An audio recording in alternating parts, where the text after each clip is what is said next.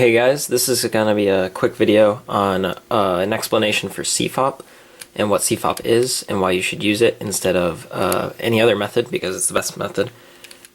The reason I'm making this video is because I know a lot of people that know how to solve a Rubik's Cube, specifically in my area and my friends, and they use beginner's method and they shouldn't do that because that's bad and they will not get any faster. I mean, with beginners, you could probably get down to like a low minute, but you're not going to get any faster with beginners, so you should learn CFOP. It's very similar.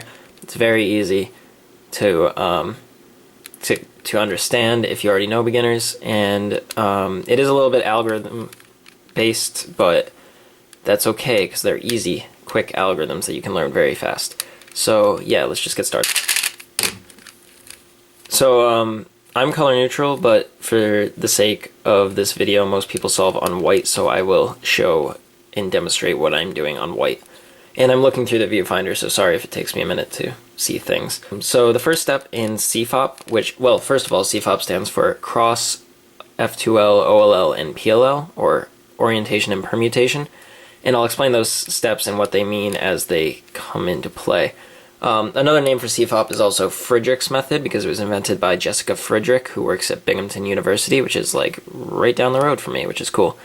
Yeah, but people seem to stick to CFOP because there are a lot of other variations of methods that are similar to hers. I'm assuming that's why they don't specifically call it Friedrich's anymore. So the first step in CFOP is the C, which stands for cross, and this is the same as beginners, but instead of making the cross on top, you would make it on the bottom because it's easier to transition into the next step. So yeah, first step is the cross, and obviously that has to match the colors here. And this isn't a tutorial, this is just an explanation, as I said. The next step with Friedrich's is to find, instead of putting this corner where it's supposed to be, and then doing that for all the corners, and then doing that for all the edges, you do one step that's called F2L, which is first two layers, and that's what the F stands for in CFOP. So what you're supposed to do is find the corner and the edge that correspond with the certain slot that you're trying to fill in, and you do them at the same time by pairing up the edge and with the corner, and then inserting that. And then you just do that 4 times around the cube.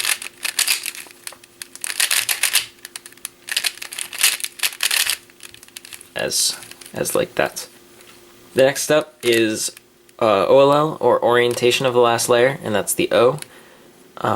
So the desired outcome of this is to make this top face yellow, but this face will be unsolved.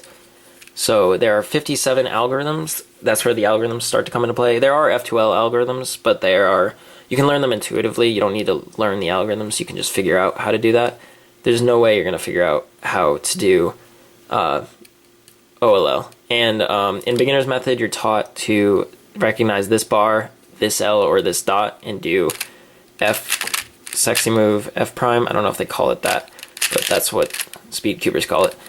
So instead of doing that, there are 57 algorithms, and you recognize the pattern on top, and you do the algorithm, and that'll solve the top in one fast algorithm, and which is another reason that this method is a lot faster than beginners. And the last step of CFOP is the permutation of the last layer, which is what the P stands for. And there are 21 permutation algorithms. You're going to be left with a cube that's solved for the first 2 layers. The top color is solved, or side, I guess, is what non-speed cubers would refer to.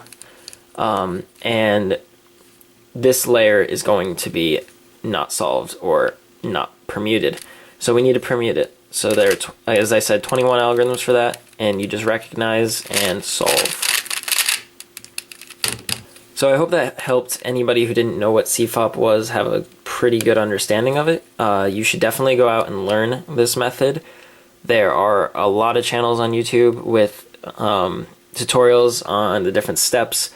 You're not going to learn it all in one place, so I suggest that you go to another video that explains F2L, and you start playing around with cross on bottom by yourself, and then you can go to different websites and find the algorithms for OLL and PLL. I suggest Bob Burton's. It's a great website, and You could probably learn all of the algorithms within a month if you were really dedicated.